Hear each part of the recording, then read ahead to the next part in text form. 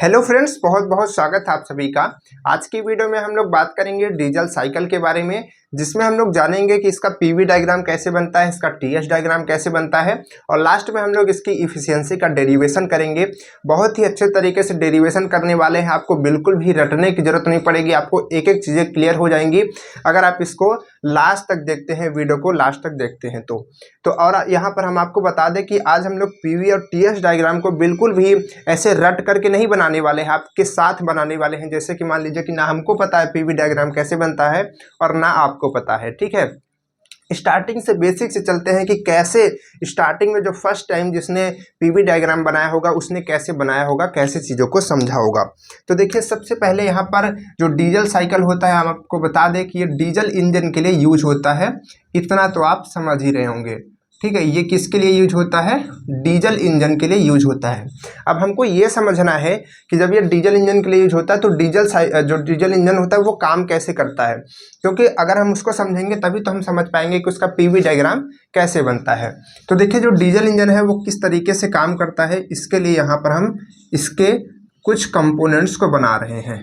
जैसे कि यहाँ पर ये है इसका सिलेंडर, और सिलेंडर के अंदर यहाँ पर हमने एक पिस्टन रख दिया, ठीक है। ये है, हो गया इसका पिस्टन, ठीक है। ऐसे हमने कर दिया क्योंकि मेटल का होता है। तो अब इसके बाद यहाँ पर ये किससे जुड़ा होता है? एक कनेक्टिंग रॉड से जुड़ा होता है, ठीक है। ये कनेक्टिंग रॉड होता है और ये क्या करता है? पिस्टन पूरा ये मूव करता है एक सिलेंडर के अंदर में। ये इसका छोटा सा प्रोसेस होता है।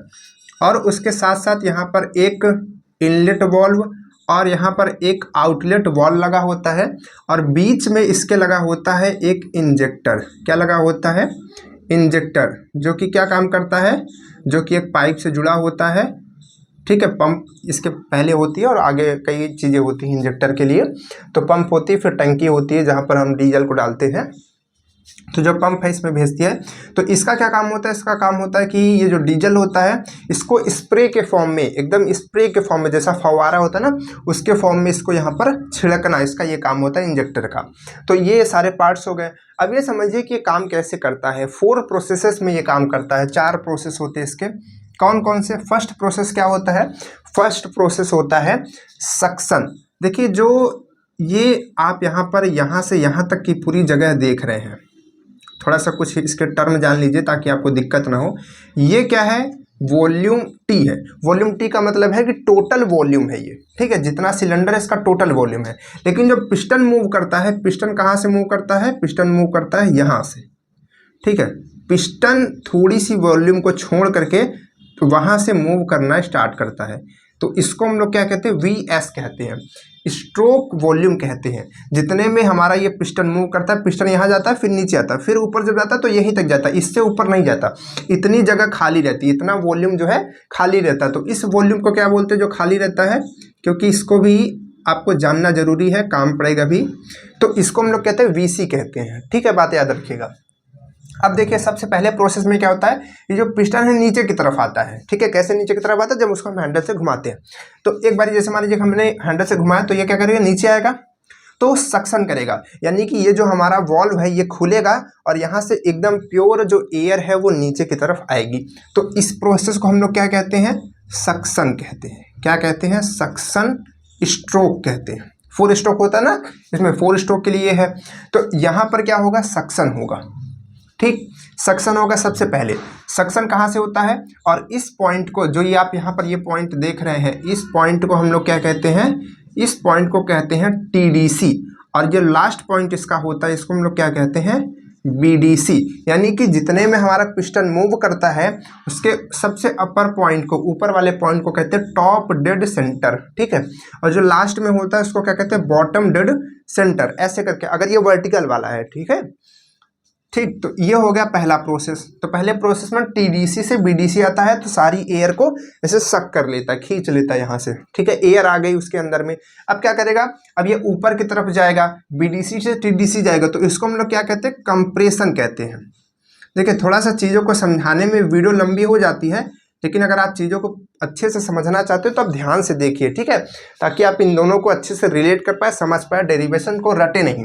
तो कंप्रेशन में क्या होता है कि ये जो पिस्टन है ये ऊपर की तरफ जाता है, तो ये ऊपर की तरफ जाता है, तो जो एयर वहाँ पे आ गई है उसको क्या करता है, कंप्रेस करता है, दबाता है, तो इसी वजह से कहते हैं कंप्रेशन स्ट्रोक। तो बीडीसी से कहाँ जाता है, टीडीसी जाता है, तो कंप्रेस कर दिया। अब जो सारी एयर है वो कहाँ आ गई है, यहाँ फिल हो गई है, ठीक है, सारी एयर यहाँ पर फिल हो गई है और बहुत ही कंप्रेस है, उसमें जो प्रेशर है बहुत ही ज़्यादा बढ़ चुका है, क्योंकि वॉल्यूम कम हो गया ना, दाब दिया है पूरा। तो वो इतनी ज़्यादा एयर थी, हमने क्या किया, उसको दबा करके इतने जगह में बैठा दिया, तो क्या होगा, वहाँ पर कंप्रेशन होगा ना, तो कंप्रेशन की वजह से जो प्रेशर है वो इंक्रीज हो जाएगा, बढ़ जाएगा, तो यहाँ पर प्रेशर बहुत ज़्यादा हो गया है। अब इसके बाद क्या होगा, अब देखिए थर्ड स्टेप में क्या होगा, फिर से ये नीचे तो आएगा, लेकिन यहाँ पर एक चीज़ और होने वाली है। हम नीचे कैसे आएगा, हर बारी तो हम काम करेंगे नहीं, तो नीचे यहाँ पर कैसे आएगा, यहाँ पर जो आप इंजेक्टर देख रहे हैं इससे हम डीजल को क्या करेंगे, स्प्रे करेंगे, बहुत ही प्रेशर से उस पर स्प्रे करना पड़ता है, क्योंकि अंदर का प्रेशर ज़्यादा है, तो हमको उससे ज़्यादा प्रेशर लगाना होगा। तो यहाँ पर क्या करेंगे, उसको इंजेक्ट करेंगे, फव्वारे के फॉर्म में इसको फेंकेंगे। तो जब उसको फेंकेंगे तो यहाँ पर जो मॉलिक्यूल्स का कोलिजन है वो बहुत ही ज़्यादा है, तो इसके वजह से क्या होगा, जो यहाँ पर डीजल होगा वो बर्न कर जाएगा। और जैसे वो बर्न कर रहा होगा, यानी कि बर्न का मतलब ये जो चैम्बर है इसको हीट मिल रही है, तो हीट का एडिशन हो रहा है हमारे चैम्बर के अंदर, जो हमारा ये पूरा सिलेंडर है उसके अंदर हीट क्या हो रही है, मिल रही है, हीट को हम लोग दे रहे हैं। कैसे दे रहा है, डीजल के फॉर्म में, मतलब डीजल से, ठीक है। तो अब लेकिन उसी दौरान ये जो पिस्टन है वो भी नीचे आ रहा होता है, तो इस प्रोसेस को हम लोग क्या कहते हैं, इसको हम लोग कहते हैं पावर स्ट्रोक। क्या कहते हैं, पावर स्ट्रोक कहते हैं, ठीक है, क्योंकि हमको यहाँ पर हीट से हम लोग क्या करते हैं, मैकेनिकल एनर्जी लेते हैं, तो पावर हमको मिल जाती है, तो इसको कहते हैं पावर स्ट्रोक। इसके बाद क्या होता है, इसके बाद ये जो पिस्टन है ये अपने से खुद से ऊपर जाता है, ठीक है, क्योंकि फ्लाईव्हील लगी होती है, तो उसकी वजह से यहाँ पर ये फिर से ऊपर की तरफ जाता है। लेकिन यहाँ पर जैसे ये नीचे आता है, यहाँ पर थोड़ी देर के लिए, ठीक है, ये वॉल्यूम थोड़ा सा कांस्टेंट होता है, मतलब कि ये पिस्टन है यहाँ पर थोड़ी देर के लिए, बहुत ही माइनर समय के लिए रुकता है, और वहीं पर क्या होता है, ठीक है, सारे जो हीट है वो बाहर निकल जाती है, जो एक्स्ट्रा हीट है, ठीक है। उसके बाद ये ऊपर की तरफ जाता है, तो जब ये फिर से ऊपर जाता है तो इसको हम लोग क्या कहते हैं, एग्जॉस्ट कहते हैं। क्या कहते हैं, एग्जॉस्ट स्ट्रोक। एग्जॉस्ट स्ट्रोक में क्या होता है, जो यहाँ पर जली हुई गैसें से जो काला काला धुआं होगा, उसको जब ये ऊपर जाएगा तो बाहर से ठेलता हुआ जाएगा, तब ये बंद रहेगा, ये इसको खोल देंगे तो ये जो है धुआं यहाँ से बाहर निकल जाएगा। तभी तो आप देखते हैं जब गाड़ी ये चलती रहती तो भग भग भग भग करके काला काला धुआं, ठीक है, थोड़ा बहुत निकलता रहता है, जिसमें ज़्यादा निकलता है वो थोड़ा ख़राब होती है, ठीक है। तो इस चीज़ का हम ख़राब का मतलब ये है कि यहाँ पर अच्छे से बर्न नहीं हो रहा है गैस, क्योंकि बर्न नहीं होगी तभी तो काला काला निकलेगा, है ना, कोल हमारा। तो इस तरीके से 4 प्रोसेसेस होते हैं, इतना तो आप समझ गए। अब यही चीज़ पीवी डायग्राम में लेके, मतलब पीवी डायग्राम में कैसे देख सकते हैं, तो देखिए फिर से एक एक प्रोसेस को यहाँ समझिएगा। पीवी डायग्राम में, पीवी डायग्राम में कैसे, देखिए पीवी डायग्राम में यहाँ पर वी होता है, वी मीन्स वॉल्यूम, और पी मतलब प्रेशर। तो यहाँ पर हम ये देख रहे हैं कि जो टोटल इसका वॉल्यूम है, टोटल वॉल्यूम क्या है, वीटी है, ठीक है। तो वीटी कहाँ पे आएगा, यहाँ पे दिखाएंगे हम। तो मान लीजिए कि यहाँ से लेकर के यहाँ तक टोटल क्या है, हमारे ये जो हमारा सिलेंडर है इसका क्या है, वॉल्यूम है, कहाँ से, यहाँ से लेकर यहाँ तक। और ये प्रेशर हम थोड़ा बहुत इस वजह से रख रहे हैं क्योंकि थोड़ा बहुत प्रेशर वहाँ पर होता है 1 atm तक का, ठीक है, एटमॉस्फेरिक प्रेशर तो होता ही है। तो यहाँ पर इसके बाद फिर क्या होगा, इसके बाद यहाँ पर आप देखेंगे तो ये जो सक्शन स्टार्ट होता है, सक्शन कहाँ से स्टार्ट होता है, ये यहाँ से स्टार्ट होता है, टीडीसी से। और ये जो वॉल्यूम लिया गया है यहाँ से यहाँ तक का, ये स्टार्टिंग से यहाँ तक लिया गया है। तो जो ग्राफ बनेगा वो कहाँ से बनेगा, ग्राफ यहाँ से बनेगा, यहाँ से यहाँ तक का, क्योंकि हम लोग पिस्टन के मूवमेंट का बनाते हैं। तो पिस्टन ऐसा तो है नहीं कि शुरू से लेकर के मूव कर रहा है, पिस्टन तो यहाँ से मूव कर रहा है ना, ये पॉइंट, यहाँ वाला पॉइंट, ठीक है, टीडीसी यहाँ से यहाँ तक मूव कर रहा है। तो जब यहाँ से यहाँ तक नीचे आएगा तो क्या होगा, यहाँ की जगह जो है बढ़ेगी, वॉल्यूम बढ़ेगा। तो देखिए पहले पिस्टन यहाँ पर था, फिर यहाँ पर बढ़ता गया, तो वॉल्यूम देखिए इधर इंक्रीज होता है वॉल्यूम, ठीक है। तो यहाँ पर वॉल्यूम बढ़ता गया, तो यहाँ पर आ गया ये बीडीसी आ गया, ठीक है। इतना तो बात आप समझ पा रहे होंगे। इसके बाद फिर यह कंप्रेशन हुआ। तो जब कंप्रेशन होता है तो वॉल्यूम कम होता है, यानी कि जो यहाँ की जगह है वो कम होती जाती है, ठीक है। यहाँ पर आ गया था तो जगह इतनी हो गई थी, खूब ढेर सारी जगह। फिर जैसे जैसे पिस्टन कम होता गया, जगह क्या हो गई, कम हो रही, यहाँ पर आ गया पिस्टन एकदम कम हो गई।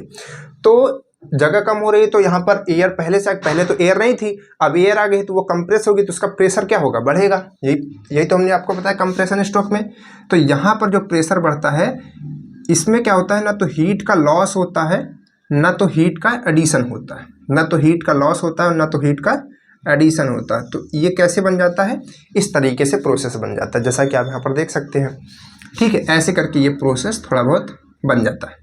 इसको हम लोग कहते हैं आइसेंट्रोपिक प्रोसेस। इसमें ना तो हीट ऐड होती ना तो हीट लॉस होती है, केवल वॉल्यूम कम होता है। देखिए वॉल्यूम यहाँ पर था पहले, अब वॉल्यूम देखिए ऐसे ऐसे इधर आएंगे तो अब क्या होगा, इधर आएंगे तो वॉल्यूम कम होगा, वॉल्यूम कम हो रहा है, लेकिन प्रेशर देखिए बढ़ रहा है, प्रेशर बढ़ता है। ठीक है, ये चीज़। अब इसके बाद देखिए यहाँ पर हम फिर क्या करते हैं, फिर कंप्रेशन, ये भी हो गया, सक्शन भी हो गया, कंप्रेशन भी हो गया, सक्शन ये हो गया, कंप्रेशन ये हो गया। पावर स्ट्रोक, पावर स्ट्रोक में क्या होता है, यहाँ पर हम लोग डीजल को इंजेक्ट करते हैं। जब डीजल को इंजेक्ट करते हैं तो ऐसा नहीं कि इसमें जैसे कि ऑटो साइकिल में हमने क्या देखा था, ऑटो साइकिल में हमने देखा था कि यहाँ पर कांस्टेंट वॉल्यूम पे ही होता है, ऐसे बनता है ग्राफ, और ऐसे करके फिर ऐसे आता है। ठीक है, ये ग्राफ बनता है, यानी कि यहाँ पर कांस्टेंट वॉल्यूम, यहाँ पर भी कांस्टेंट वॉल्यूम। लेकिन यहाँ पर ऐसा क्यों होता है, इस चीज़ को समझना जरूरी है, क्योंकि ये पूछा भी जाता है वाइवा वगैरह में। तो इसमें क्या होता है कि जो हमारा डीजल ये थोड़े समय के लिए नहीं होता, क्योंकि चिंगारी जो होती है, जब अगर मान लीजिए कि हम पेट्रोल इंजन की बात कर रहे हैं, तो पेट्रोल इंजन में क्या होता है, यहाँ पर स्पार्क प्लग लगा होता है, तो वो थोड़ी चिंगारी करता है, तुरंत बर्न हो जाता है। तो वो कांस्टेंट वॉल्यूम पे पॉसिबल है। लेकिन यहाँ पर क्या होता है, वो थोड़ा देर तक जो डीजल है वो उसको छिड़का जाता है। तो वो क्या होता है, वॉल्यूम जो है बढ़ रहा होता है, यानी कि पिस्टन नीचे आ रहा होता है ना। अब पिस्टन नीचे आ रहा होता है, इसी वजह से जो हमारा प्रेशर होता है वो कांस्टेंट हो जाता है। ठीक है, क्योंकि उसको हम एक बराबर रेट से नीचे ला रहे होते, तो जो प्रेशर होता है वो कांस्टेंट हो जाता है। ठीक है, तो इस वजह से यहाँ पर ये प्रोसेस जो बनता है, हीट का जो एडिशन होता है, इसको हम लोग कहते हैं कि ये कांस्टेंट प्रेशर पे हो रहा है और वॉल्यूम बढ़ रहा होता है। बात ध्यान रखिए, वॉल्यूम जो होता है, देखिए वॉल्यूम पहले यहाँ तक था, फिर यहाँ तक आ गया, और ये जो है इसके सामने रहेगा, यहाँ तक रहेगा। ठीक है, इसके सामने तक, यानी कि ये पॉइंट जो है इसके स्टार्टिंग पॉइंट पर ही रहेगा, ये आप याद रखिए, यहाँ पर। ठीक है, तो ऐसे करके होता है। तो ये कांस्टेंट प्रेशर पे हो गया, वॉल्यूम देखिए यहाँ पर था, यानी कि पिस्टन नीचे आ रहा है, तभी तो ऊपर इस जगह बढ़ रही है। फिर इसके बाद क्या होता है, फिर इसके बाद जब नीचे आ भी रहा होता है तो एक्सपेंशन भी हो रहा होता है। तो यहाँ पर जो प्रोसेस बनता है, फिर से उसी तरीके से इस प्रोसेस को हम ऐसा बनाते हैं। ठीक है, ऐसा बनाते हैं, यानी कि एक्सपेंड भी हो रहा है। किस प्रोसेस से, फिर से वही आइसेंट्रोपिक प्रोसेस से यहाँ पर एक्सपेंशन हो रहा है उस चीज़ का। अब एक्सपेंशन होगा तो जब ये लास्ट में नीचे आएगा तो जो यहाँ पर हीट होगी, हमने आपको बताया कि वो बाहर निकलती है, तो वो किस पे होती है, हीट तो बाहर नॉर्मली निकल जाएगी जैसे ऑटो साइकिल में निकलती थी, यानी कि हमारे पेट्रोल इंजन के लिए निकलती थी, तो वो हमारी कांस्टेंट वॉल्यूम पे हो जाएगी। तो इस तरीके से इसका पूरा ये ग्राफ बनता है। आई होप आप इसको थोड़ा सा रिलेट कर पा रहे होंगे यहाँ के प्रोसेस को। चलिए फिर से बताते हैं। पहले प्रोसेस में क्या हुआ, इस तरीके से यहाँ कंप्रेशन हुआ, सक्शन हुआ। सक्शन के बाद ये क्या प्रोसेस होता है, ये होता है कंप्रेशन। कंप्रेशन में क्या होता है, वॉल्यूम देखिए कम हो रहा है और जो प्रेशर है वो बढ़ रहा है। ठीक है, प्रेशर बढ़ गया। फिर यहाँ पर इस प्रोसेस में क्या हुआ, यहाँ पर जब ये थोड़ा थोड़ा नीचे आ रहा है, वॉल्यूम बढ़ रहा है, लेकिन हीट का एडिशन होता है यहाँ पर। ठीक है, यहाँ पर क्या होता है, हीट का एडिशन होता है, यानी कि हीट की हम लोग सप्लाई करते हैं। तो हीट को हम लोग क्यू से डिनोट करते हैं, तो यहाँ पर लिखेंगे क्यू एस, हीट की सप्लाई हमने कर दी। फिर इसके बाद यहाँ पर एक्सपेंशन होता है, यानी कि पिस्टन पूरी तरीके से नीचे आ जाता है। अब नीचे आता तो जो उसमें हीट होती है थोड़ी बहुत बची हुई, वर्क करने के बाद वो क्या होती है, बाहर निकल जाती है। तो यहाँ पर जो हीट है वो क्या होती है, थोड़ा बहुत ऐसे करके ये जो हीट है वो बाहर निकल जाती है, यानी कि क्यू आर, यानी कि जो हीट है वो रिजेक्ट हो जाती है थोड़ा बहुत। ठीक है, क्योंकि इतनी, मान लीजिए कि इतनी ढेर सारी हीट आई, उसने आई, यहाँ पर कुछ वर्क करेगी, थोड़ी जो हीट बचेगी वो बाहर निकल जाती है। ठीक है, तभी तो आप देखते हैं ना इंजन वगैरह थोड़ा थोड़ा हीट होता रहता है, तो इसी वजह से होता है। ठीक है, तो ये प्रोसेस होता है। अब इसके बाद फिर से क्या, एग्जॉस्ट होता है, तो एग्जॉस्ट फिर से यहाँ तक होता है। तो इस तरीके से इसका ये पीवी डायग्राम, इससे रिलेट करके आप ऐसे बना सकते हैं। आई होप आपको समझ आ रहा होगा कि एक एक प्रोसेस में कैसे बनाएंगे। अगर आपको थोड़ा सा भी कन्फ्यूजन हो तो हमने और डिटेल में ऑटो साइकिल वाले में समझाया, वहाँ से आप देख करके और अच्छे से समझ सकते हैं। चलिए अब यहाँ पर क्या करेंगे, यहाँ पर कुछ हम चीज़ों के नाम जान लेते हैं कि क्या क्या चीज़ें इसमें होती हैं। तो देखिए यहाँ पर प्रोसेस नंबर 1 होता है। ठीक है, इसको हम लोग 1 से डिनोट करते हैं, इसको 2 से, और यहाँ पर 3, और यहाँ पर क्या होता है, 4 होता है।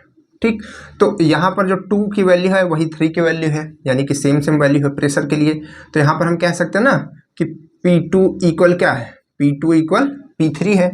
और वही चीज़ यहाँ पर हम कह सकते हैं, यहाँ पर देखिए, यहाँ पर हम क्या कह सकते हैं, जो V यहाँ पर है V1 है वही V4 भी है, यानी कि यहाँ पर हम ये भी कह सकते हैं कि V1 इक्वल क्या है, V4 है।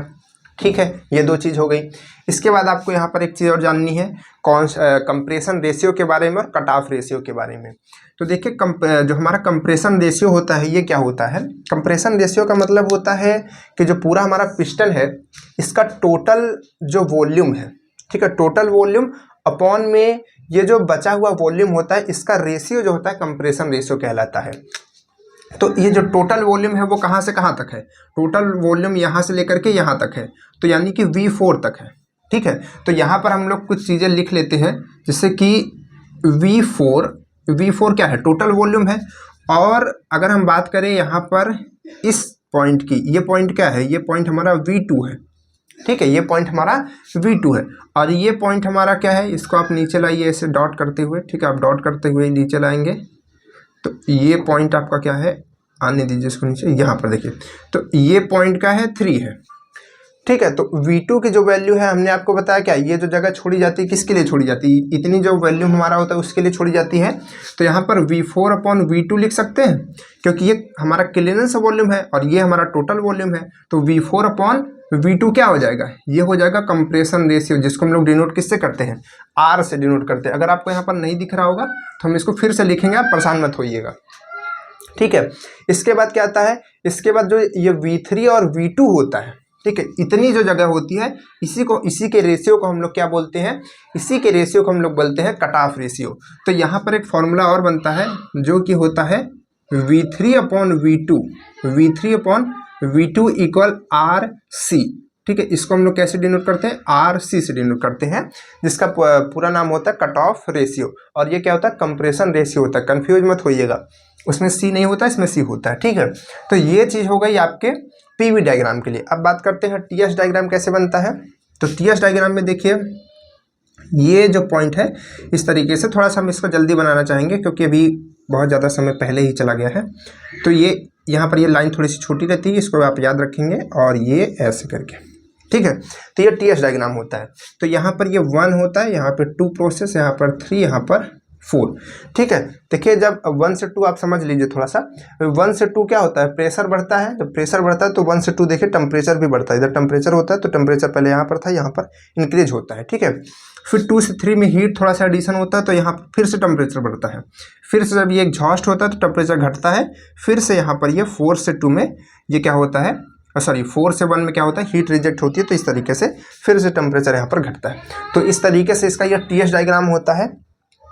और देखिए यहाँ पर ये जो आप प्रोसेस देख रहे हैं 2 से 3 ये क्या है, कांस्टेंट प्रेशर। तो यहाँ पर आप इस चीज़ को जरूर लिखेंगे कि कांस्टेंट प्रेशर, और इसके नीचे में क्या लिखेंगे, कांस्टेंट वॉल्यूम। ठीक है, ये कांस्टेंट वॉल्यूम प्रेशर होता है और ये कांस्टेंट प्रेशर होता है। ठीक है, ये क्या होता है, कांस्टेंट वॉल्यूम प्रोसेस होता है, ये कांस्टेंट प्रेशर प्रोसेस होता है। तो इस तरीके से आप इसका TS डायग्राम और PV डायग्राम बिना याद किए बना सकते हैं अपने से, और समझ सकते हैं कि यहाँ पर जो चीज़ें होती हैं वो इसके लिए कैसे होती हैं। ठीक है, अगर इतना आप चीज़ों को समझ गए हैं तो बहुत सारी चीज़ों को आप समझ गए हैं। अब आप एकदम रेडी हैं कि आप किसी भी तरीके का न्यूमेरिकल और डेरिवेशन कर सकते हैं।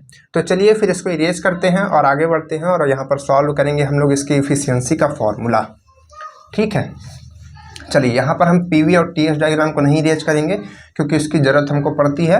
TS डायग्राम की थोड़ी सी कम पड़ती है, तो इसको हम अगर ज़रूरत पड़ेगी तो इरेज कर देंगे, अभी नहीं करते। ठीक है, इतना आप समझ गए।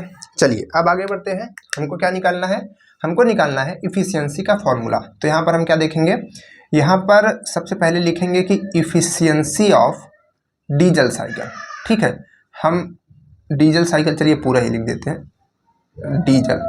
ठीक है, तो अगर हमको किसी चीज़ की इफ़िशियंसी निकालनी होती है तो इसके लिए हम क्या करते हैं, देखिए किसी भी चीज़ की इफ़िशियंसी निकालने के लिए हमको ये चीज़ होनी चाहिए कि हमको कितनी चीज़ें मिली और हमने कितनी चीज़ें दी।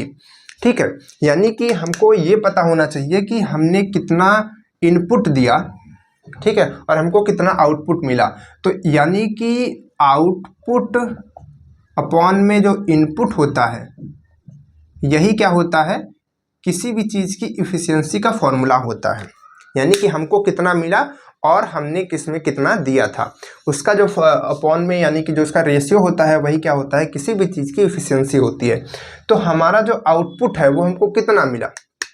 अब ध्यान से देखिए, हमने QS हीट दी थी, QS हीट हमने दी और बाद में हमको कितना हमारा बच के कितना आया, QR आया। ठीक है, तो बाकी का जो हुआ वो क्या हुआ, उतना हमारा आउटपुट हुआ।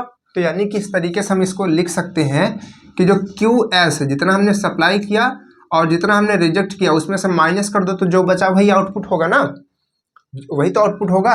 और इनपुट क्या होगा, कितना हमने इनपुट दिया था, QS दिया था, यानी कितनी तो सप्लाई दी थी, इतनी सप्लाई दी इतनी निकल गई। तो जो अगर उसको माइनस कर देंगे तो जितना हमारा आउटपुट हुआ वो आएगा। ठीक है, और इनपुट तो हमको पता ही है कि हमने QS हीट दी थी, बाकी तो कुछ दिया नहीं था। QS हीट से हमने मैकेनिकल एनर्जी में कुछ ना कुछ वर्क डन निकाला होगा। ठीक है, तो यानी कि सिंपल से जो इसका फॉर्मूला बनेगा ये बनेगा। अब देखिए कहानी यहीं पर ख़त्म नहीं होती है, अभी बहुत ज़्यादा कुछ सॉल्व करना है हमको। QS और QR पता होना चाहिए इसको सॉल्व करने के लिए। तो अब ये QS और QR क्या होता है इसको समझिए। यहाँ पर हीट की सप्लाई को हम लोग QS कह रहे हैं और हीट के रिजेक्शन को हम लोग QR कह रहे हैं। तो इसका क्या फॉर्मूला होता है, इसके लिए अब हमको इरेज ही करना पड़ेगा TS डायग्राम को। ठीक है, इतना ज़्यादा ज़रूरत नहीं है, ज़रूरत होगी तो बना लिया जाएगा। ठीक है, अब हम लोग तो सीख गए हैं ना। तो यहाँ पर जो QS का फॉर्मूला होता है ये होता है MC। अब देखिए ध्यान से, ये किस पे हो रहा है, कांस्टेंट प्रेशर पे हो रहा है। तो कांस्टेंट प्रेशर पे क्या कहेंगे, CP कहेंगे इसको। ठीक है, और यहाँ पर जो टेम्परेचर है, टेम्परेचर यहाँ पर T3 होगा और यहाँ पर T2 TS डायग्राम के हिसाब से। तो high temperature minus low temperature लिखते हैं। ठीक है, आप याद रखेंगे, तो इसको भी आपको याद करने की जरूरत नहीं पड़ेगी। हाई टेम्परेचर पहले रहेगा, बाद में माइनस में लो टेम्परेचर। ठीक, इसके बाद क्या आएगा, इसके बाद यहाँ पर आएगा आपका QR। तो QR किस पे हो रहा है, QRM, और यहाँ पर ये कांस्टेंट वॉल्यूम हो रहा है तो CV लिखते हैं। CV और CP क्या है, CV और CP है specific heat at constant pressure, specific heat at constant volume. ठीक है, ये हर एक चीज़ के लिए अलग अलग होती है। इसके बाद यहाँ पर क्या आएगा, यहाँ पर देखिए ये T क्या आएगा, 4 आएगा, यहाँ पर T4 और माइनस यहाँ पर T1। ठीक है, T4 इस पर क्या है, टेम्परेचर ज़्यादा होगा क्योंकि प्रेशर ज़्यादा तो टेम्परेचर ज़्यादा होगा, और यहाँ पर T1 है तो टेम्परेचर कम होगा यहाँ पर, तो इसको माइनस में कर देंगे। ठीक है, तो इस तरीके से QS और QR का फॉर्मूला हमारे पास आ गया। अब देखिए क्या करेंगे, यहाँ पर वैल्यू रखेंगे। बहुत ही ध्यान से एक एक चीज़ को समझते चलिएगा, रटने की जरूरत नहीं है। थोड़ा सा जिसको लग रहा है कि वीडियो धीमे है वो थोड़ा सा स्पीड बढ़ा सकता है। चलिए अब हम रखते हैं इनकी वैल्यू, यहाँ पर रखना थोड़ा सा पॉसिबल नहीं है, इसको तो इरेज कर सकते हैं ना क्योंकि अभी ज़रूरत पड़ेगी बहुत ज़्यादा जगह की। चलिए तो इसको डायरेक्ट हम लिख देते हैं, यानी कि यहाँ पर इफिशियंसी का फॉर्मूला हम डायरेक्ट क्या लिख सकते हैं, यहाँ पर लिख सकते हैं ना QS। आप अपने कॉपी में इसको लिखते चलिए तो आपके लिए बढ़िया रहेगा। QS, तो QS इक्वल क्या हुआ, चलिए इसको थोड़ा सॉल्व कर देते हैं। तो सॉल्व करेंगे तो QS से QS क्या हो जाएगा, देखिए हम इसको ऐसे लिख सकते हैं ना, QS upon QS minus QR upon QS, यानी कि S को इसमें भी कर दिया इसमें भी कर दिया, अलग अलग कर सकते हैं। तो यहाँ से ये QS तो QS कट जाएगा, तो इसको हम लिख सकते हैं ना 1 माइनस QR अपॉन QS। ठीक, ऐसा कर सकते हैं। अब हमको वैल्यू रखनी है तो यहाँ पर आएगा 1 और यहाँ पर R की वैल्यू क्या है, MCV, कहाँ गया R की वैल्यू CV, और यहाँ पर क्या आएगा T4 माइनस T1, ऐसा कर सकते हैं। यहाँ पर क्या MCP और यहाँ पर क्या कर सकते हैं T3 माइनस T2, ऐसा कर सकते हैं, बिल्कुल कर सकते हैं। अब देखिए थोड़ा सा यहाँ पर कुछ चीज़ें कट भी जाएंगी, तो यहाँ पर हम क्या लिखेंगे, इक्वल में करके लिखेंगे 1 माइनस M। देखिए M हमारा क्या हो जाएगा, कट जाएगा, M से M क्या हो जाएगा, कट जाएगा। लेकिन यहाँ पर आप देख रहे हैं CV अपॉन CP है। हमको एक चीज़ पता होती है कि जो हमारा CP, ये आपका फॉर्मूला है, इसको आप याद रखेंगे। CP अपॉन CV होता है, ये क्या होता है, गामा होता है किसी भी गैस के लिए। ठीक है, तो ये होता है, या फिर मतलब कि अगर हम यहाँ से CV अपॉन CP निकालना चाहेंगे, ध्यान से देखिए, हमारा CP अपॉन CV क्या होता है, गामा होता है। ठीक है, लेकिन हमको निकालना क्या है, CV अपॉन CP, यानी कि इसका इनवर्स। तो इसका उल्टा करेंगे तो इक्वल में क्या बन जाएगा, 1 अपॉन गामा बन जाएगा ना, 1 अपॉन गामा बन जाएगा। तो हमको यहाँ पर क्या लिखना है, 1 अपॉन गामा। तो इसके जगह हम 1 अपॉन गामा लिख सकते हैं, चलिए लिख देते हैं। तो यहाँ पर लिख देंगे 1 अपॉन गामा, और यहाँ पर क्या आएगा, यहाँ पर आएगा T4 माइनस T1, और यहाँ पर क्या आएगा T3 माइनस T2, ऐसा करके लिख सकते हैं, बिल्कुल लिख सकते हैं। ये हमारा हो गया। यानी कि अब हमको क्या निकालना है, अब हमको T4 T3 T2 और T1 निकालना है। तो देखिए अगर हम चारों को निकालना चाहेंगे तो नहीं निकाल पाएंगे, क्योंकि ऐसा कोई फॉर्मूला ही नहीं जिसके हम साथ में निकाल सकें। तो हम क्या करेंगे, T1 को तो T1 ही रहने देंगे, लेकिन T4 T3 और T2 को, सभी को, यानी कि T4 T3 और T2 को क्या करेंगे, T1 के रिस्पेक्ट में इसकी वैल्यू निकालेंगे, बाद में उसको कट कर देंगे। ठीक है, कैसे, चलिए निकाल के आपको दिखाते हैं। सबसे पहले हमको इसकी वैल्यू निकालनी है, T2 की निकालनी है। किसकी निकालनी है, अब इसको इक्वेशन नंबर आप 1 मान सकते हैं। ठीक है, ये क्या हो गया, इक्वेशन नंबर 1 हो गया। अब हम इसको थोड़ा सा अलग करेंगे। अब यहाँ से हमारा काम चालू होगा T2 की वैल्यू निकालने के लिए। ठीक है, तो यहाँ पर हम लिखेंगे द वैल्यू ऑफ T2।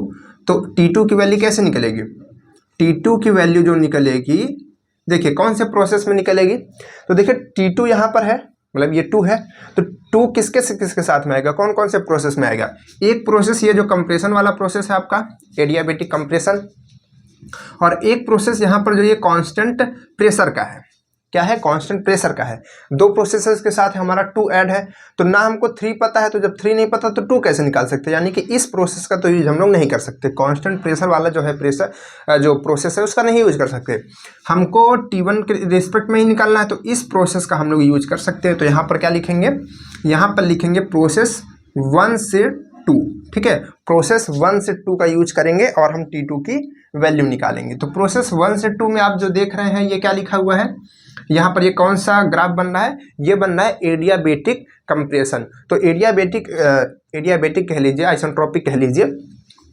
तो यहाँ पर क्या होगा, यहाँ पर जो रिलेशन आता है, यहाँ पर 2 तरीके के रिलेशन आता है, एक टेम्परेचर और वॉल्यूम का, एक प्रेशर और वॉल्यूम का। तो हमको टेम्परेचर और वॉल्यूम का इसका जो फॉर्मूला है, इसको हम यहाँ पर लिख रहे हैं। आप इसको अलग से भी लिख लीजिएगा ताकि आपको ज़रूरत पड़े तो कभी काम आ जाए।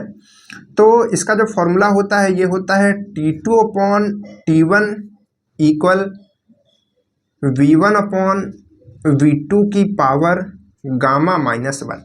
ये फॉर्मूला होता है इस प्रोसेस को निकालने के लिए। इस प्रोसेस से टेम्परेचर और वॉल्यूम, जो टेम्परेचर TS डायग्राम में आपने देखा, और वॉल्यूम का जो रिलेशन होता है वो बनता है T2/T1 इक्वल V1/V2 की पावर गामा -1, ये बनता है। अब देखिए यहाँ पर आप हमको ये बताइए कि V1/V2 क्या है।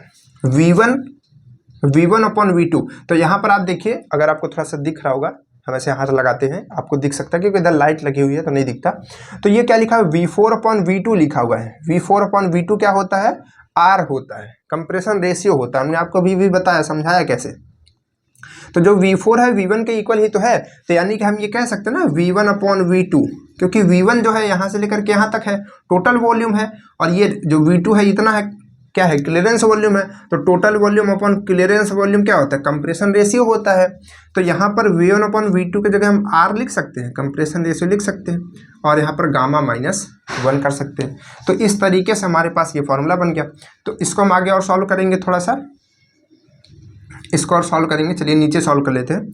तो यहाँ पर हमको T2 की वैल्यू निकालना है, तो T1 को उधर भेज देंगे, तो क्या बनेगा, T1, और यहाँ पर R की पावर गामा -1। तो ये क्या बन गया, हमारा इक्वेशन नंबर 2 बन गया, जिसमें हमने T2 की वैल्यू निकाल ली T1 के फॉर्म में। बात समझ में आ रही है। चलिए अब इसकी वैल्यू को हम लोग यहाँ पर रखते चलेंगे, क्योंकि बोर्ड की थोड़ी सी साइज कम है, तो हमको इस डिब्बे में सबकी वैल्यू रखनी होगी। ठीक है, तो हमने क्या रखा, T2 की वैल्यू रख ली, क्या रख ली हमने, T1 और R की पावर गामा -1, ये हो गया T2 की वैल्यू। चलिए अब इसको थोड़ा सा इरेज करते हैं और यहाँ पर निकालते हैं द वैल्यू ऑफ, आप इसको इरेज नहीं करेंगे, आप इसके नीचे लिखते चलेंगे, the value of T3।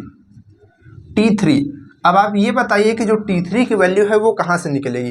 T3 की वैल्यू तो निकलेगी T2 और T3 प्रोसेस से, क्योंकि हमको T2 तो पता चल गया है, T3 निकालना है तो इसी प्रोसेस में है। और T3 और T4 से भी निकल सकते हैं, लेकिन T4 ही नहीं पता ना हमको, तो हमको इसी प्रोसेस का यूज करना पड़ेगा 2 से 3 का। बात समझ में आ रही है। चल, तो यहाँ पर हम क्या लिखेंगे, 2 से 3 प्रोसेस में किसकी वैल्यू निकलेगी, T3 की वैल्यू निकलेगी। अब देखिए यहाँ पर जो T3 की वैल्यू है, इसमें कोई भी रिलेशन हमको ऐसा दिख नहीं रहा जिससे हम चीज़ों को कर सके। तो यहाँ पर हमको गैस का, आइडियल गैस का एक फॉर्मूला पता है। क्या पता है, PV = N आर टी। ये फार्मूला तो सबको पता ही होगा। तो यहाँ पर हम क्या देख रहे हैं कि जो प्रेशर है वो क्या है, कांस्टेंट है, प्रेशर कांस्टेंट है। यानी कि चाहे हम P1 लिखे, चाहे P2 लिखे, चाहे P3 लिखे, सारा क्या होगा, सेम होगा। ठीक है, तो यानी कि ये यहाँ पे कांस्टेंट हो चुका है, और ये N और R, ठीक है, N और R जो होता है पहले से कांस्टेंट होता है, इतना तो पता ही होगा, आपने ये पढ़ा होगा अगर फार्मूला तो यानी कि यहाँ पर अगर हम ये लिखें कि PV1 इक्वल NR तो T1, ये चीज़ हम लिख सकते हैं। मतलब अगर हम V1 रखेंगे तो हमको T1 रखना पड़ेगा, ठीक है, पहली चीज़। और अगर हम, क्योंकि P हम इस वजह से हम रख रहे हैं, वैसे हमको P1 यहाँ पर रखना चाहिए, लेकिन P1 और P2 सब सेम होगा, तो P1 को हम लोग बदल ही नहीं रहे, मान लें कि कांस्टेंट हो गया, ठीक है, कांस्टेंट है भी वो। तो यहाँ पर हम 1 नहीं रखेंगे, यहाँ पर हम 2 रखेंगे, तो ये क्या हो जाएगा, V2 और यहाँ पर T2। वही चीज़ हम यहाँ 3 के लिए भी लिख सकते हैं कि V3 इक्वल NR T3। वही चीज़ हम PV4 इक्वल NR T4 ऐसा भी लिख सकते हैं, कुछ भी कर सकते हैं, लेकिन यहाँ पर हमको 2 और 3 के लिए निकालना है, क्योंकि 2 से लेकर के 3 तक में ही ये कांस्टेंट प्रेशर है, 4 पे नहीं है, तो 4 को हम नहीं लिखेंगे। अगर 4 पे होता तो हम 4 को भी लिख सकते थे। तो हमको ये 2 चीज़ें पता चल चुकी हैं, ठीक है, कि 2 और 3 का जो रिलेशन इस तरीके से है। तो अगर आप इसकी वैल्यू निकालेंगे, ध्यान से देखिएगा, इस चीज़ को समझिएगा पहले, क्योंकि हम डायरेक्ट लिख देंगे इसके प्रोसेस का तो आप वहाँ पर कंफ्यूज रहेंगे कि ये क्या हुआ है, फिर रटने की कोशिश करेंगे, फिर आपको समझ नहीं आएगा। तो रटना नहीं है, रटने के बिल्कुल हम खिलाफ हैं। तो अब यहाँ पर क्या करेंगे, यहाँ पर आप क्या कीजिए, V2 और T2 को एक साथ कीजिए। तो यहाँ पर आप क्या लिखेंगे, यहाँ पर आप लिखेंगे कि V2 अपॉन T2 को हमने इधर नीचे भेज दिया, P को उधर भेज दिया, तो इक्वल में क्या आएगा, NR अपॉन में P, ये आएगा, पंचांतरण हमने कर दिया, ठीक है। अब वही चीज़ इसके साथ कीजिए, तो यहाँ पर क्या आएगा, V3 अपॉन T3 इक्वल क्या आएगा, NR अपॉन में P। तो यहाँ पर जो ये वैल्यू है वही वैल्यू ये आएगी, क्योंकि कांस्टेंट प्रेशर है। तो हम ये कह सकते हैं ना कि ये दोनों वैल्यू सेम है, ये दोनों वैल्यू सेम है, ये कह सकते हैं ना। तो यहाँ पर हम क्या लिखेंगे, यहाँ पर हम इन दोनों वैल्यूज़ को सेम करके लिखेंगे, कौन सी, इस और इसको। तो यहाँ पर क्या लिख सकते हैं कि V2 upon T2 equal V3 upon T3। अगर हम डायरेक्ट ऐसा लिखते तो आपको समझने में दिक्कत होती, इसी वजह से हमने पहले बताया कि ये चीज़ कहाँ से आ रही है, ठीक है। चलिए, अब आप तो समझ गए ना ये चीज़ कहाँ से आई है, V2 अपॉन T2 इक्वल में V3 अपॉन T3 कहाँ से आया है। अब देखिए, थोड़ा सा इसको सॉल्व करेंगे, इसको हम सॉल्व करके क्या करेंगे, इसको हम सॉल्व करके V2 को इधर लाएंगे, T3 को उधर ले जाएंगे, तो बनेगा क्या, T3 अपॉन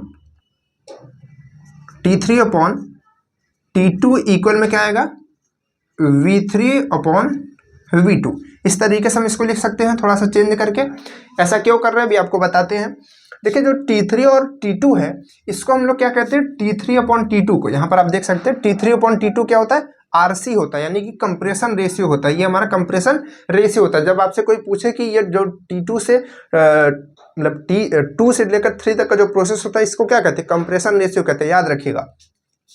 तो इस चीज़ को हम लोग क्या कहते हैं, RC कहते हैं। तो यहाँ पर हम लोग इसको RC लिख सकते हैं, RC लिख सकते हैं, बिल्कुल लिख सकते हैं। फिर इसके बाद अगर हम T3 की वैल्यू निकालना चाहेंगे तो T2 को उधर भेज देंगे, तो क्या आ जाएगा, T2 और RC, ये आ गया हमारे पास, ठीक है। लेकिन हमको T3 की जो वैल्यू निकालनी है T1 के फॉर्म में निकालनी है, तो T1 के फॉर्म में निकालनी है तो T2 की वैल्यू तो हमको पता ही है, ये होती है। तो T2 की जगह इसकी वैल्यू रख देंगे, तो यहाँ पर क्या आएगा, यहाँ पर T2 की जगह रखिए इस वैल्यू को, तो यहाँ पर आएगा T1 और यहाँ पर R की पावर गामा -1 और RC की वैल्यू तो रखेंगे ही, तो RC। तो ये जो इक्वेशन बनेगी, ये क्या बनेगी, इक्वेशन नंबर 3, जो की वैल्यू होगी T3 की। बात समझ आ रही है। तो चलिए T3 की वैल्यू भी यहाँ पर हम लोग सजा करके रख देते हैं। क्या आएगा, यहाँ पर आएगा T1 और यहाँ पर क्या आएगा, R की पावर गामा -1, और थोड़ा सा साफ से लिखते हैं क्योंकि इसमें बहुत ही कन्फ्यूजन होता है, छोटे छोटे अक्षर होते हैं, दिक्कत हो जाती है, ठीक है। ये चीज़ हो गई। अब इसके बाद इसको भी इरेज करके हम किसकी वैल्यू निकालेंगे, अब हम लोग निकालेंगे T4 की वैल्यू, ठीक है। चलिए, तो T4 की वैल्यू निकालते हैं। ये T4 की वैल्यू कौन कौन से प्रोसेस से आएगी, अब आप अपने से समझ सकते हैं, क्योंकि हमको 1 पता है, चाहे तो 1 से निकाल सकते हैं, लेकिन हमको ये आइसेंट्रोपिक प्रोसेस पता है तो हम वहीं से निकालेंगे। यानी कि ये आएगा अब 3 से लेकर के 4 तक में। किसकी वैल्यू, T4 की वैल्यू। तो T4 की वैल्यू के लिए आइसेंट्रोपिक प्रोसेस, तो जो यहाँ पर फार्मूला लगाया था वही फार्मूला है, क्योंकि जो ये प्रोसेस है वही प्रोसेस वो है।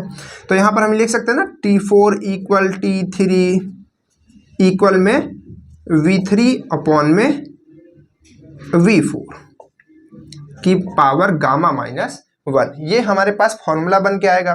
लेकिन अब आप यहाँ पर समझिए ना, देखिए अगर V3 और V2 अगर हम देखेंगे, V3 कहाँ पर है आपके पास, यहाँ पर है, और V4 कहाँ पर है, यहाँ पर है।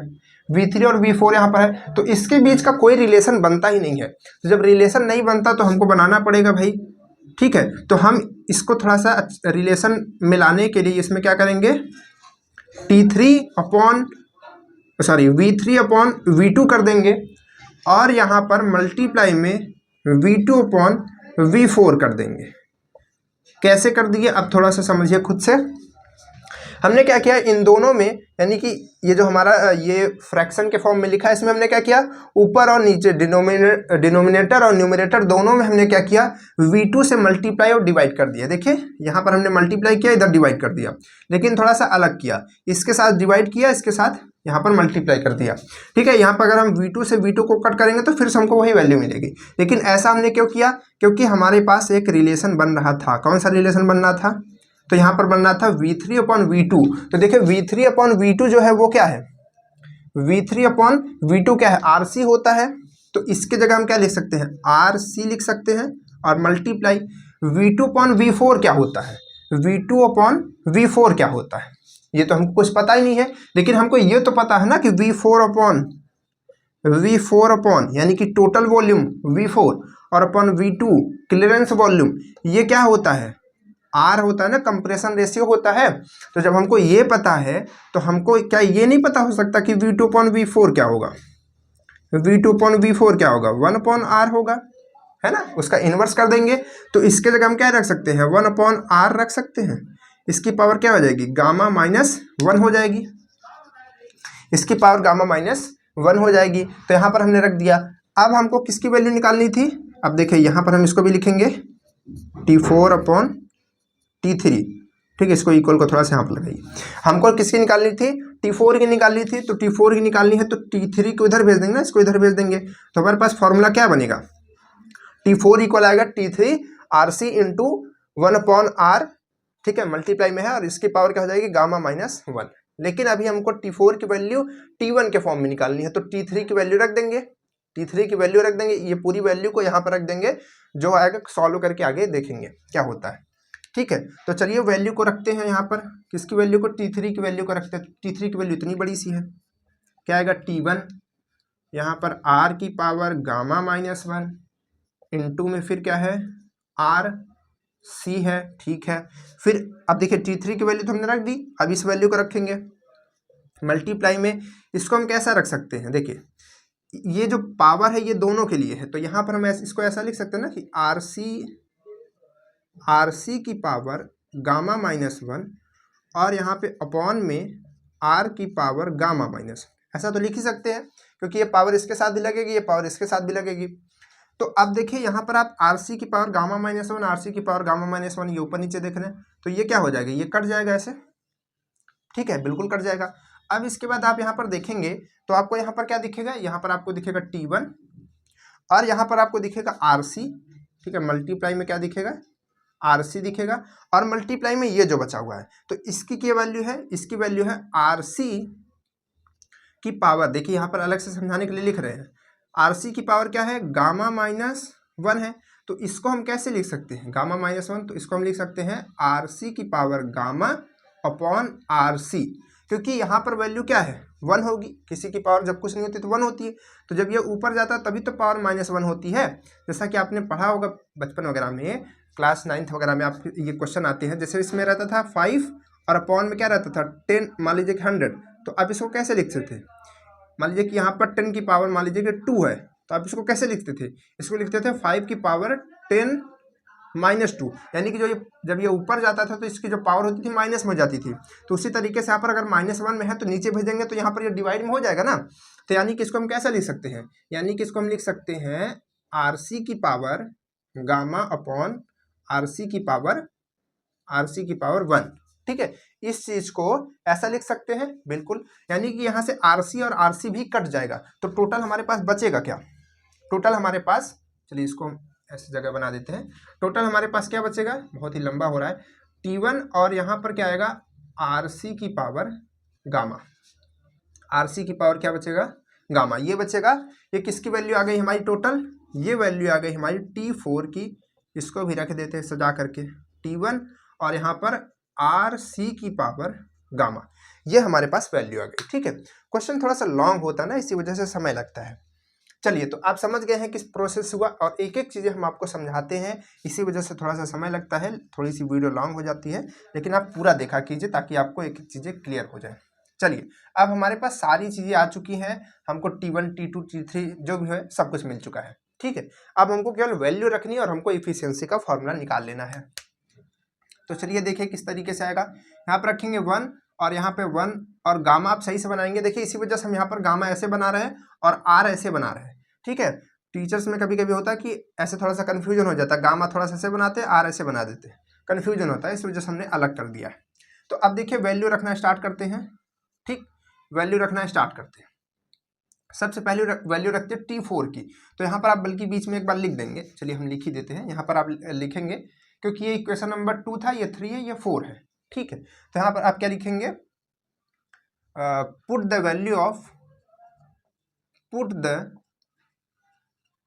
Value of equation 2, 3 and 4 in equation 1 we get. ठीक है, इतना तो आप लिख ही सकते हैं, लिख देंगे।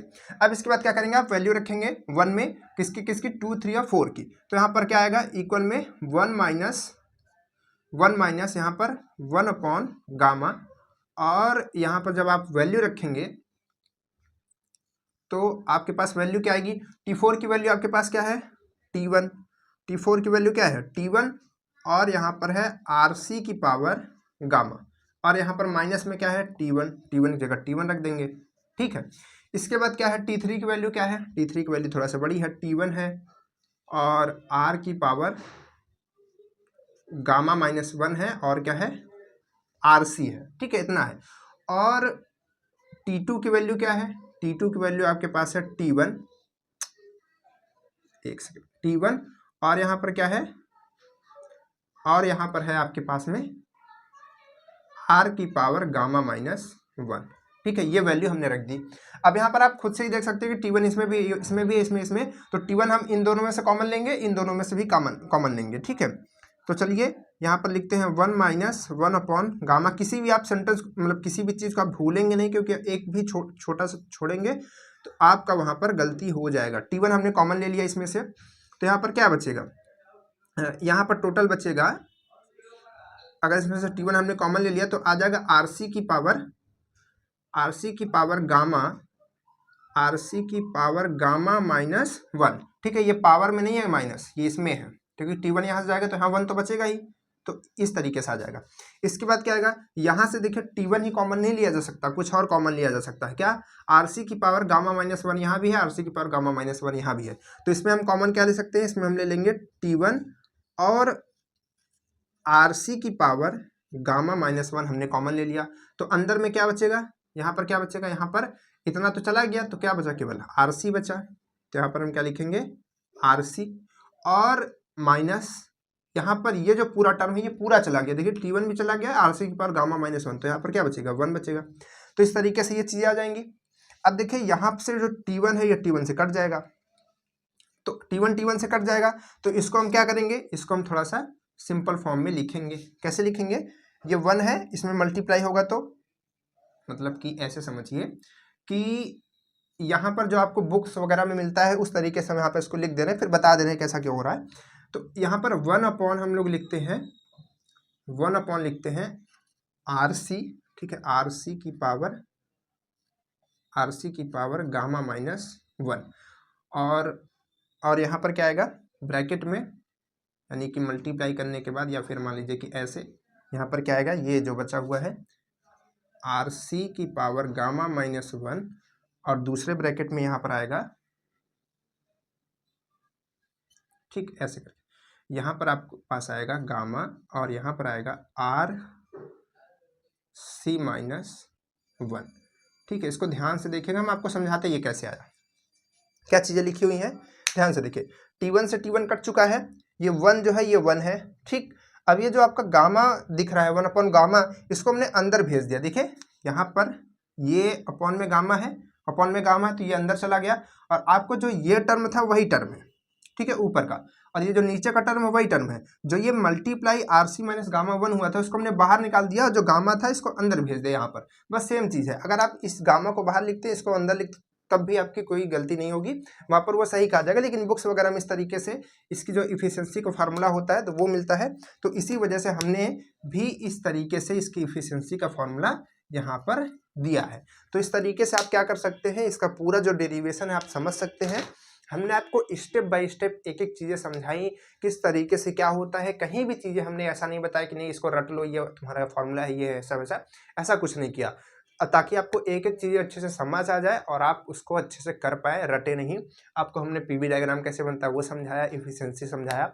तो चलिए फिर मिलते हैं नेक्स्ट वीडियो में, और नेक्स्ट वीडियो में हम आपको बता दें कि हम लोग समझेंगे इसका मीन इफेक्टिव प्रेशर किस तरीके से निकालते हैं डीजल साइकिल के लिए। ठीक है, तो चलिए फिर मिलते हैं नेक्स्ट वीडियो में, तब तक के लिए बाय बाय। और वीडियो अच्छी लगी हो तो उसको लाइक कर दीजिए, चैनल को सब्सक्राइब कर दीजिए, बाकी की वीडियोस पड़ी हुई हैं चैनल पे, उसको भी देखते रहिए। चलिए फिर मिलते हैं नेक्स्ट वीडियो में, तब तक के लिए बाय बाय।